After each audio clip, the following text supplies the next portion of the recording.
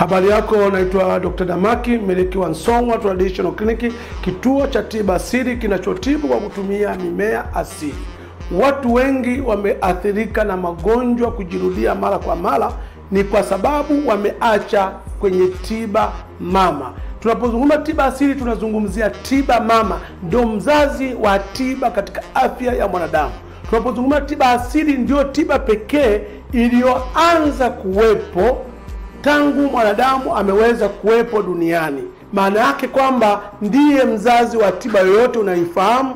Kabla ya dawa zozote unazozifahamu wewe, tiba asili ndio tiba mama. Kuna maradhi mengine ambayo yanakuwa hayatibiki hata katika tiba hizi tulizozoea. Mfano, tatizo la homa ya ini, hepatitis B, C, D, E, zote hizi ni aina ya virus ambao wanaoshambulia ndani ya mwili, lakini wanaambukizana kwa njia ya maji. Ikiwa kwamba utakutana mtu mwenye majasho akiwa na ugonjwa huu, anaweza kukuambukiza. Lakini pia unaweza kupata ugonjwa huu ukikutana naye na mwenzi wako akiwa na ugonjwa huu, utaweza kupata. Lakini pia akiwa anaongea mwenzi wako mate kakurukia, basi unaweza kupata ugonjwa huu. Kwa kuna namna yoyote kwenye misongamano, au unakuta mtu amekaa sehemu majasho yake, halafu unataka ukakaa pale, yale majasho kayapata, bado unaweza kujikuta ukaingia kwenye ugonjwa huu. Kwa hiyo tukushauri, kama wewe una changamoto ya ugonjwa wa homa ya ini, kama nilivyosema, ugonjwa huu unaambukizana kwa njia ya maji. Watu wengi wanasema, mimi nataka kuanza mahusiano na mwenzi wangu, lazima nimpime ukimwi. Sawa, utampima ukimwi. Homa ya ini umempima? Kwa sababu utapima ukimwi na homa ya ini utampima, bado utakuta uko kwenye hatari vile vile. Kwa hiyo tukushauri, kama inawezekana, basi nenda kapime, then uchome chanjo ili usipate maambukizi. Lakini kama unataka pia, kama umeshakwisha kupata maambukizi, tuko na dawa yetu inaitwa Magida. Tuko nayo hapa, ambayo hii dawa ya Magida ndio dawa pekee ambayo inatibu tatizo la homa ya ini. Hii inatibu jamii nzima ya virus. Na baada ya kutumia dawa kwa muda wa siku 14, utakaa siku 7, then utaenda kupimwa na utakutwa huna maambukizi ya ugonjwa huu. Na baada ya kutambulika huna maambukizi haya, watu tuliowatibu wakapona, tumewashauri baada ya hapo waweze kuchoma chanjo ili wasiweze kupata maambukizi tena. Kwa sababu gani? Kwa sababu kama wewe ulikuwa na maambukizi ya homa ya ini, lakini bado ukawa wewe ukaja ukajitibu ukapona, ukarudi kwenye jamii ile ile, halafu bado wale watu ambao ulikuwa uko nao karibu, mwisho wa siku watakuambukiza tena. Na ndio maana tumesema kwamba unapokuwa na changamoto hii, tukikupa tiba sisi, baada ya kupona, watu tuliowatibu tunawashauri wakachome chanjo ili wasiweze kupata maambukizi tena. Kwa kama una changamoto ya homa ya ini ambayo inatokana na virus, hepatitis B, C, D, E, zote tunatibu kwa dawa yetu ya Magida.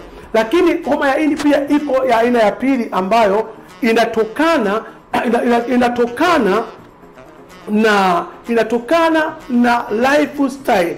Lifestyle maana yake ni maambukizi ambayo yanatokana na mfumo wa maisha ambao wewe mwenyewe unaishi. Labda kwamba homa ya ini umeipata kutokana na uvutaji sigara, homa ya ini umeipata kutokana na utumiaji pombe kupita kiasi, homa ya ini umeipata kutokana na utumiaji wa dawa kemikali kwa muda mrefu, homa ya ini hii ya kawaida umeipata pengine kutokana na kumeza kula sumu bila kujijua, au homa ya ini inaweza kuipata kwa sababu uliwekewa sumu. Hii tunasema ni homa ya ini ambayo inatokana na mfumo wa kawaida, na hii hauwezi ukaambukizwa, maana umeipata kwenye mfumo wa maisha ambao wewe mwenyewe unaishi. Sasa hii dawa hii tatizo la homa ya ini ya kawaida, tuko na tiba yake nyingine inaitwa Nkanya Plus ambayo yenyewe inatibu homa ya ini.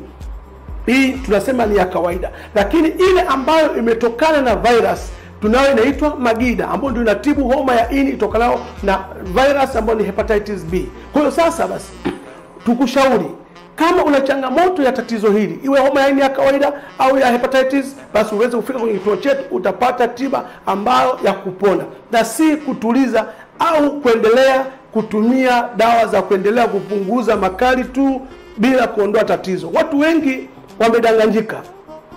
Mtu anakuambia kwamba tutakupa supplement au virutubisho. Tuseme virutubisho, mara nyingi tumekuwa tukishauri kwamba ni vizuri vikitumika mtu hajapata maambukizi, Lakini kama una maambukizi, maana yake inahitajika ni tiba ya kuondoa maambukizi kuliko kuendelea kutumia tu virutubisho tu badala ya kuondoa tatizo. Ni sana mtu ambaye tumzungumzie ambaye ana changamoto ya matatizo ya macho, haoni. Aidha macho yake yamekuwa na changamoto ya kutokuona vizuri. Halafu leo unamshauri atumie mchicha, mboga za majani kwa ajili aweze kuona. Hawezi akaona kama tayari ameshapata matatizo ya macho. Lakini unaweza kumshauri atumie mboga za majani ili asipate matatizo ya macho. Kwa hii ndio maana ya kutumia virutubisho, utumie kabla haujapona. Kwa una changamoto hiyo, fika kwenye kituo chetu utapata tiba. Lakini pia wale ambao wana changamoto ya tatizo la PID na fungus ambayo ikijirudia mara kwa mara inapelekea ugumba, kushindwa kupata watoto, basi wafike kwenye kituo chetu waweze kupata tiba itakayoweza kumaliza moja kwa moja. Lakini kuna watu pia ambao wamekuwa wanashindwa kusafiri na wenzi wao katika safari kwa maana ya tendo la ndoa. Unakuta mtu anaanza safari moja dakika 2 amefika safari yake. Lakini unakuta mtu mwingine hata kuanza safari tu unakuta hawezi kabisa kusafiri na mwenzi wako. Tukushauri utumie dawa yetu ya Nkamba ambayo itakurudishia heshima yako mwanaume. Na hii mara nyingi inatokana na watu kutumia kujichua. Kujichua inapelekea ile mishipa kuathirika. Inapoathirika ambayo ndio sense ambayo inapeleka taarifa kwenye ubongo inakuwa ifanye kazi ambavyo inavyotakiwa. Kwa hiyo mwisho wa siku inapelekea mwanaume huyu anakuwa apate zile hisia zake katika safari. Kwa hiyo mwisho wa siku unaweza kushindwa kuheshimiwa katika familia. Na ukumbuke mwanamke, usipomsafirisha naye katika safari yake ambayo na yeye akafika kama ambavyo wewe unavyotarajia, huwa wanatengeneza kisilani cha ajabu sana. Na kisilani hiki kinaweza kupelekea hata mkashindwa kuelewana kwenye familia, na ndipo hali ya michepuko inapojitokeza. Kwa hiyo tukushauri, kama una changamoto hii kwenye ndoa yako, kwenye mahusiano yako, tumia dawa ya Nkamba ambayo hii ni tiba na sio booster. Hii ni tiba ambayo itaimarisha uwezo wa wewe uweze kulinda ndoa yako, familia yako. Lakini pia kama wewe una changamoto pia ya pengine umezaliwa ugonjwa mshipa wa ngiri ambayo umepelekea maumbile yako yamesinyaa na kuwa madogo kama ya mtoto, kwa sababu ya mishipa yako imeathirika na bakteria wa mshipa wa ngiri na kupelekea maumbile yako madogo, tukushauri tuwe dawa yetu ya Nzobe ambayo itaweza kumaliza changamoto hii, kuweza kurudi kwenye heshima yako, maumbile yako yawe sawa kama mwanadamu mwingine alivyo sawa. Lakini kama una changamoto pia ya kisukari, pengine kongosho yako halifanyi kazi ya kuzalisha homoni ya insulin na insulin control sukari kwenye mwili wako wa kawaida, tukushauri utumie dawa yetu ya Ntunde au ya Nsongwa ambayo inatibu kongosho, ili kongosho liweze kufanya kazi ya kuzalisha homoni ya insulin na insulin iweze kucontrol sukari kwa mfumo ambao Mungu ameweza kuweka. Lakini kuna watu ambao wanateseka na matatizo ya kansa, saratani. Tuna dawa yetu inaitwa Mchosi B+ ambayo inatibu tatizo hilo kupona. Na tunazungumza saratani ni tatizo la chembe hai za mwili kuzaliana nje ya utaratibu, na hii yawezekana ni kwa sababu tu pengine imeleta athari yoyote kwenye mwili za uvimbe au kuwa na mafuta mengi au changamoto nyingi na kupelekea chembe hai za mwili zikabadilika tabia na kuanza kuzaliana nje ya utaratibu, na ndipo saratani inapojitokeza. Tukushauri kwa tatizo lolote ambalo linakusumbua, tutembelee Song'wa Traditional Clinic uweze kupata huduma na usiweze kuteseka tena.